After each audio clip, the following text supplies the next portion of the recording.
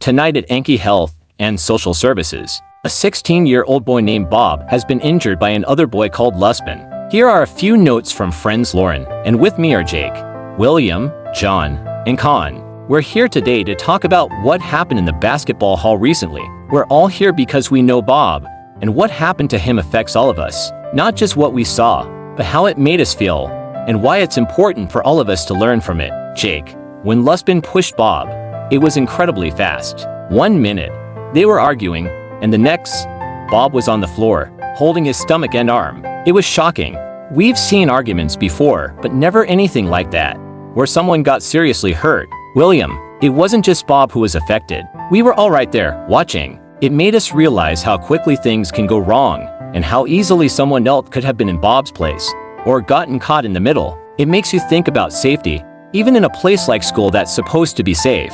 John, what really stuck with me was seeing Bob after. He was in pain, really shaken up. We heard he needed an operation, and that's just a lot to process. It makes you understand the real consequences of anger and violence. It's not just a detention, it's someone ending up in the hospital. Con, it's made me think about how we treat each other. Sometimes arguments happen, but there's a line. When you cross that line and physically hurt someone, it affects everyone around you. It makes the whole school feel a bit different, a bit less safe, even for those of us who weren't directly involved. Lauren, and for me, as Bob's girlfriend, seeing him like that was terrifying. He's still in pain, and now he needs surgery for his stomach and ribs because of what happened. Knowing he's going through all of this because of one moment of anger, it's just heartbreaking. We all want Bob to get better quickly. We hope he comes back to school soon, and we hope that Luspin understands the damage he caused, not just to Bob, but to the trust and feeling of safety here at school. This incident has shown us that words can hurt, but actions, especially violent ones, can have much bigger, scarier consequences. We all need to think before we act and make sure this kind of thing never happens again.